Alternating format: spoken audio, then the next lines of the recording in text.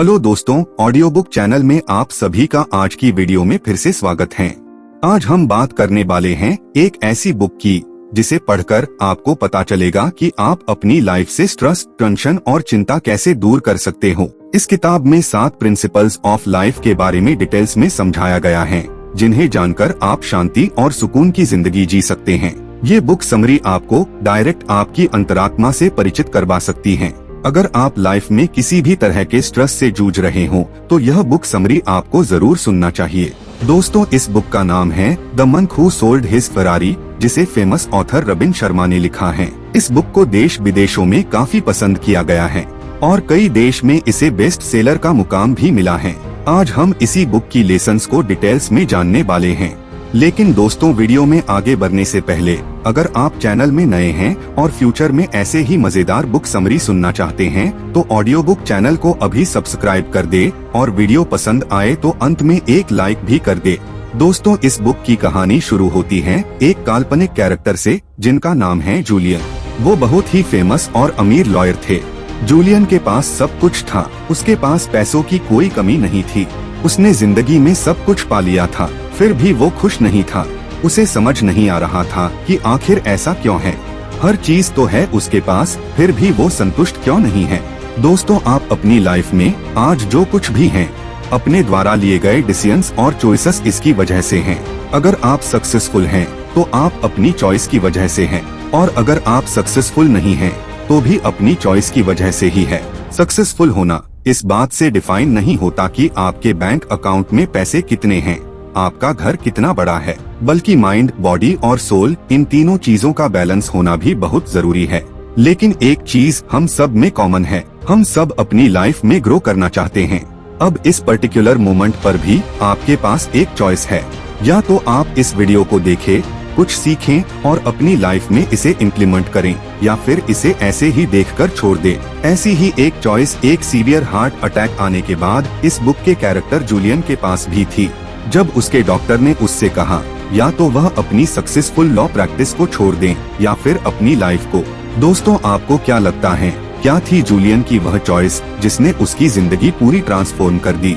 Julian एक बहुत ही ambitious और सक्सेसफुल लॉयर था।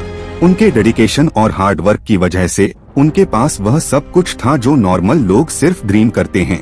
एक जबरदस्त रेप्यूटेशन, $1 मिलियन की इनकम, एक बड़ा सा मैंशन और एक शाइनिंग रेड फरारी। यह सब अचीव करने के लिए उसने दिन रात काम किया, जिसका असर उसकी बॉडी पर दिखाई दे रहा था।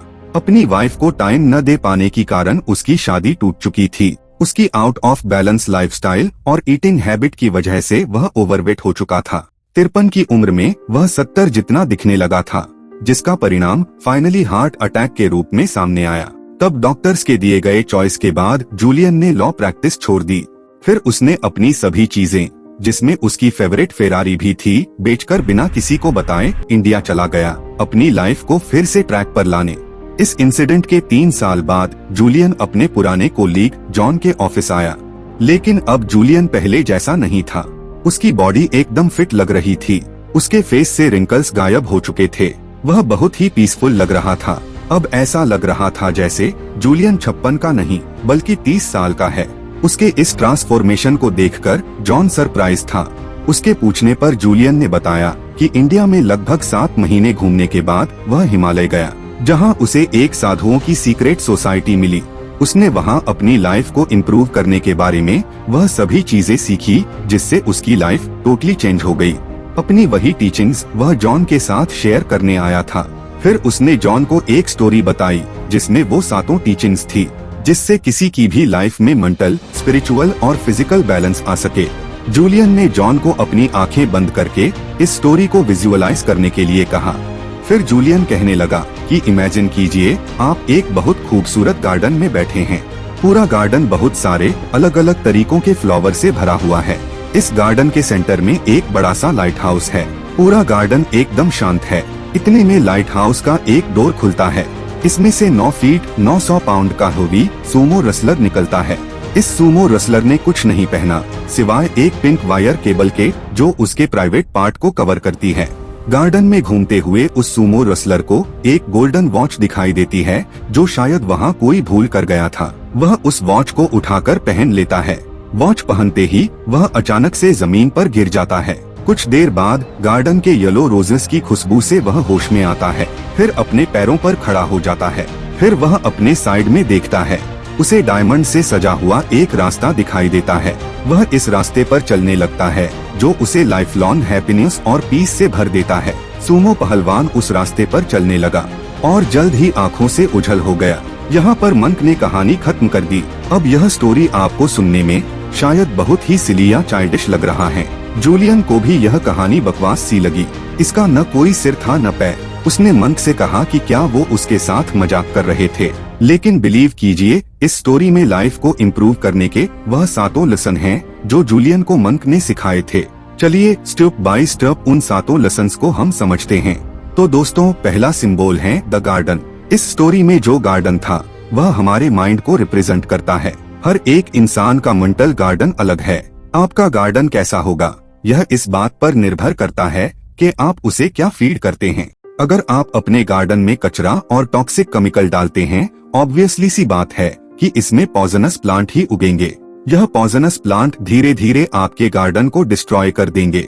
उसी तरह अगर आप अपने माइंड को नेगेटिव थॉट्स और इमोशंस दे रहे हैं तो धीरे धीरे वह आपके मेंटल गार्डन को डिस्ट्रॉय कर देगी। आपको कंटिन्यूअसली मॉनिटर करना पड़ेगा कि अपने माइंड को आप क्या फीड करते हो। एक भी नेगेटिव थॉट आपके माइंड के लिए बहुत ही डेंजरस है। जूलियन ने माइंड पर कंट्रोल लाने के लिए 3 मेथड्स बताएं। पहला, हार्ट ऑफ रोज। आपको एक शांत जगह पर बैठकर एक रोज के सेंटर पर फोकस करना है। आपका पूरा फोकस रोज पर रखना है। जो भी दूसरी थॉट आती हैं, उसे साइड कर देना है। धीरे धीरे आपका कंसंट्रेशन पावर बढ़ जाएगा। दूसरा, ऑपोजिशन थिंकिंग।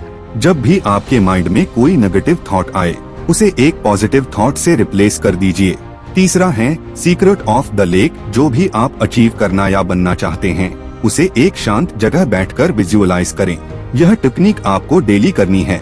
धीरे धीरे आपके मेंटल गार्डन का कंट्रोल आपके हाथ में आ जाएगा। दोस्तों, दूसरा सिंबल है the light house. Light house एक सिंबल है आपके लाइफ के पर्पस और गोल्स के लिए। पुराने जमाने में लाइट हाउस शिप्स को तूफान के टाइम पर डायरेक्शन दिखाने के लिए ज्यादा यूज होते थे। उसी तरह जब हमारे लाइफ में इंटरवल का टाइम आता है, जब हमारी सोची हुई चीजें पूरी नहीं होती या कुछ भी सही नहीं हो रहा होता, तब आपका गोल, आपका पर्पस आपको सही डायरेक्शन देता है। गोल को अचीव करने के लिए जूलियन ने 5 स्टेप्स बताएं। पहला है विजुअलाइज करना। आपको लाइफ में जो भी चाहिए उसे इमेजिन करिए। उदाहरण के लिए, अगर आपका गोल वेट लॉस करना है तो सुबह उठकर अपने आप को फिट बॉडी में विजुअलाइज करिए। मेंटल पिक्चर जितनी क्लियर होगी उतना ही ज्यादा इफेक्टिव प्रोसेस होगा। दूसरा है पॉजिटिव प्रेशर। जब आप गोल बना लेते हैं तो उसे अपने फ्रेंड्स और फैमिली में अनाउंस कर दीजिए। जब लोगों को आपका गोल पता होगा तो वह आप पर एक पॉजिटिव प्रेशर क्रिएट करेंगे। आप अपने गोल को सीरियसली लें, उसे पूरा करने के तरफ आगे बढ़े। तीसरा है टाइमलाइन। एक एग्जैक्ट डेट निर्धारित करिए। जब आपको वह चीज चाहिए, इसे अपनी गोल बुक पर लिख दीजिए। चौथा है मैजिक रूल ऑफ 21। कोई भी एक्टिविटी 21 डेज तक रोजाना सेम टाइम पर करिए ताकि वह आपकी हैबिट बन जाए। और 5वां है एंजॉय द प्रोसेस। इस पूरे प्रोसेस को एंजॉय करिए। शुरुआत में शायद ये आपको टफ लगेगा, लेकिन इसे डेली 21 डेज करने के बाद आप इसे एंजॉय करने लगेंगे। दोस्तों, थर्ड सिंबल है द सुमो रेसलर। स्टोरी में सुमो रेसलर एक सिंबल है जापानीज टेक्निक कैजेन के लिए। कैजेन मतलब constant and never ending improvement. मतलब हमेशा सीखते रहना, हमेशा अपने आप को इम्प्रूव करते रहना। जैसे एक सुमो पहलवान को हमेशा डिसिप्लिन रहते हुए हर दिन कंटिन्यूअस एफर्ट लगाते रहना पड़ता है, वैसे ही हमें भी हर दिन अपना कुछ टाइम निकालकर अपने ब्रेन और बॉडी को इम्प्रूव करने से रिलेटेड एक्टिविटी करते रहना चाहिए। बहुत से लोग अपने आप को इम्प्रूव करने के लिए टाइम नहीं निकाल पाते क्योंकि वह बहुत बिजी रहते हैं। इन लोगों के एग्जाम्पल उस आदमी के जैसा है जो पास में ही पड़ रहे पेट्रोल पंप को देखकर यह कहता है कि मैं अभी ड्राइविंग करने में बिजी हूँ, मेरे पास पेट्रोल भराने का टाइम नहीं है, जबकि उसे यह भी आइडिया है उसका पेट्रोल कभी भी खत्म हो सकता है। इसलिए शॉर्ट टर्म बेनिफिट के लिए स्टूपिड डिसीजन मत लो। इसलिए अपना टाइम निकालकर हर रोज मेंटली और फिजिकली अपने आप को इम्प्रूव करो ताकि आप अपने डेस्टिनेशन तक खुशी खुशी पहुंच जाओ, बिना बीच में ही रुके। दोस्तों, अगला सिंबल है द केबल वायर। चौथा इम्पोर्टेंट एलिमेंट जो कहानी में आता है वो होता है केबल वायर, जो होती तो एक छोटी सी चीज है, लेकिन उस पहलवान की पूरी इज्जत उसके ही हाथों में होती है। यहाँ पर केबल सिंबलाइज करता है इंसान के सेल्फ कंट्रोल और सेल्फ डिसिप्लिन को। अगर आपने कभी केबल वायर को अंदर से देखा होगा तो आपको पता होगा उसमें पतले पतले बहुत सारे वायर्स होते हैं जो सारे मिलकर उस केबल को बनाते हैं। वह पतले वायर अकेले तो काफी कमजोर होते हैं, लेकिन एक साथ मिलकर वो केबल को लोहे से भी ज्यादा मजबूत बना देते हैं।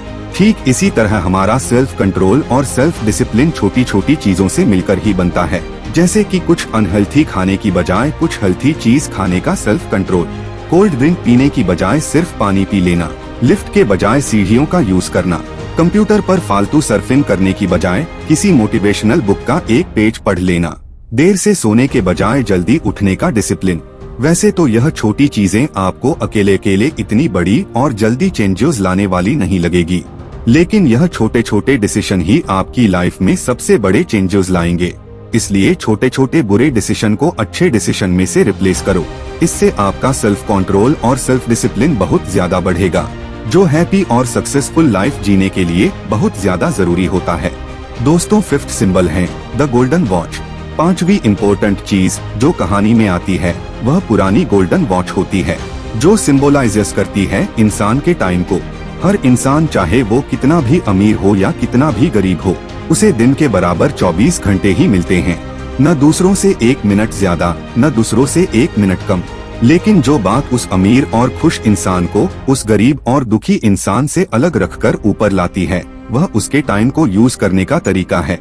एक गरीब इंसान अपने टाइम की वैल्यू नहीं करता, वह दिन भर बहुत ही फालतू चीजों में अपना टाइम वेस्ट करता है, काम को टलता रहता है, जबकि एक सक्सेसफुल इंसान अपने टाइम की सबसे ज्यादा वैल्यू करता है, उसे संभाल कर यूज करता है।